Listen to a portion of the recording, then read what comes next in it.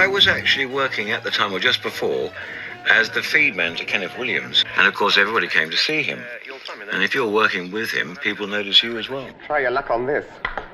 He was marvellous to work with. He always brought himself up to the performance. I think that this is one of Kenneth's best performances, because Sid, who's brilliant, just for me, plays it for real, and so everybody has got to come to his level and play it for real. Charles Hawtrey, who was one of the mainstays of all the Carry On films, apparently asked for too much money on this one. They didn't let him play it, and I was promoted to the chef. Who? Me? You? I. Come. And of course, the great secret of all Carry-Ons was the fact that they took it to the boundaries and then stopped.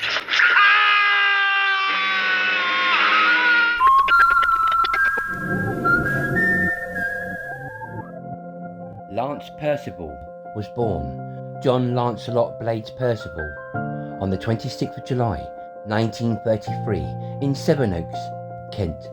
Lance was educated in Ascot. Then he would go on to the Sherborne School in Dorset.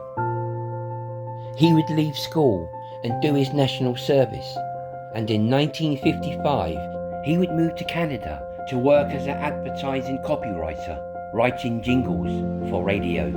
Within a few years he returned to London and sang in cabaret clubs. He would also get small parts in theatre and films. Yumsy, scrumsy, bumsy, Bumsy? Chumsy. Oh, my mistake. Have you seen a go by here? Well, yes, I did. About an hour ago, yes. Ah, they'll have to catch them. My poor daughter's in it. They've stolen her. Blimey. Body snatchers. Oh, officer, have you seen a monkey coming this way? Seen a what? A monkey dressed in a woman's clothes. There she is.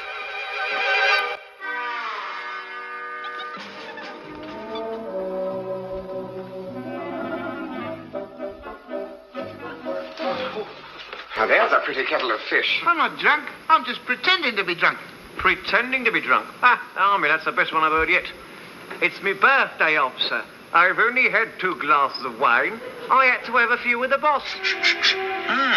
Blimey. Smells like a Babylonian boozer's bedroom. Oh. In 1962, Ned Sherrin would launch Lance's career, appearing in his new satire show.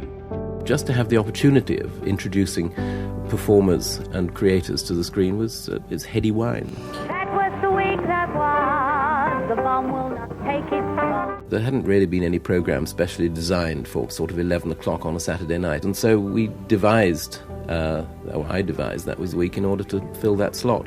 Satire then became the label that it was applied to it, but I think satire, which is a very difficult word to define, was really only one of the facets of the programme. Britain is not quite as important in the world as she used to be. All my friends, you know, the sort of guys, us 60s guys, we never missed that was the week that was. It was the best show on television. How many gold medals did the United States get in the Empire Games? No. David was a completely different unit from us. We were all learning sketches, singing songs, doing bits and pieces.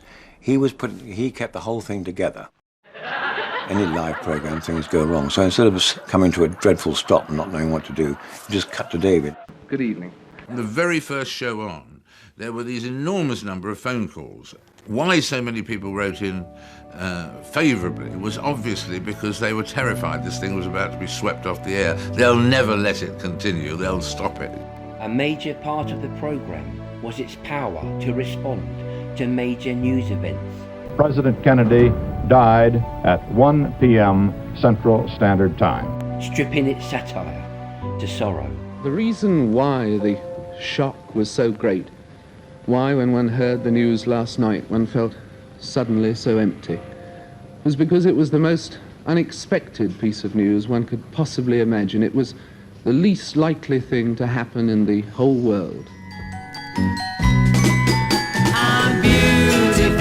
By the mid-1960s, Lance was well known for his topical calypsos, and he would record several comedy songs. My good old Uncle Russell shouts for Brussels sprouts. You're joking, of course.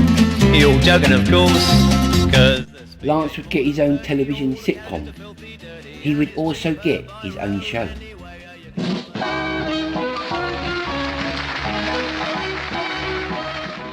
His real desire was to become a serious actor. He would join the Birmingham Repertory Company to brush up on his acting skills. He would continue to appear in films and voice a few animations. Free at last. No! I told you she'd be here to meet you, George. We want to get up with the chickens. You will. This room is for you. I'd say it's for the birds.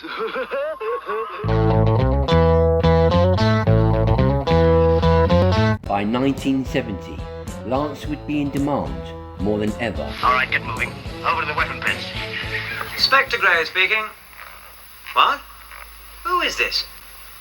How dare you ask? How dare you?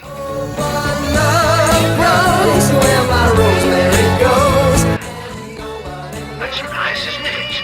Damn it, didn't you hear me? Move it! In the winter of 1970, Lance would be driving near Brands Hatch with two passengers, speeding with another car, when he lost control and was involved in a three-car collision. He would be charged with the death of a motorist by dangerous driving.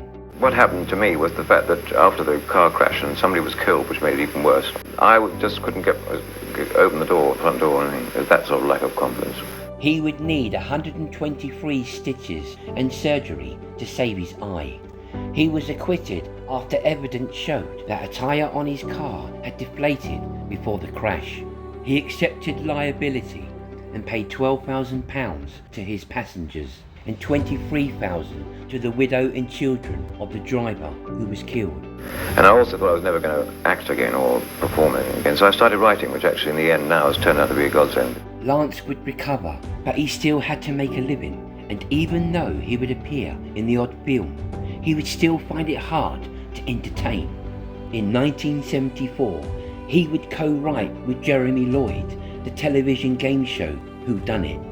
The Who Done It programme, which you've probably seen, I wrote that with Jeremy Lloyd, who writes Are You Being Served too. Welcome to another whodunit, and to the death of an actor who was so good that even when being murdered, he wouldn't give the name of his agent away. In the late 1970s, Lance would marry Serena Perkins. He would appear in the film Confessions from a Holiday Camp and would also voice a character in the movie The Water Babies. What's up, Abner? I don't know, dear. Rumour that fickle jade has it that the camp has been sold, and you are wanted in the office immediately. Nice of you to say. Now listen. This is what high cockalorum means to me. High cockalorum. It really says it all. It's diamonds and tiaras. It's the Royal Albert Hall. In the 1980s, Lance would become a father. Dad had me when he was over 50, so he was an older dad, but nonetheless sort of gave it as much energy as any dad of any age would try to. So I had a very, very good time growing up with him. He would still make television appearances, but they became scarce. Instead of taking the dog, ringing the bell and feeding it, Percival had simply gone out and sold it. All right, Robbie, that's enough. Switch it off. 500 quid. 500 pounds? I haven't got that kind of money. He would launch a new career as an after-dinner speaker. I think I was lucky to get into the conference business. What it really means, you're doing a cabaret like anywhere else, except you're making a lot of the jokes localized to the products of the company and names of the dealers. It's all done using local material about the company. At the end of the conference, they have a dinner and a show. And I'm not the dinner, but just the show. He would also be in demand, writing comical presentations for executives. He would live out the rest of his life, enjoying his retirement. And in 2015, Lance would pass away after a long illness. He was 81.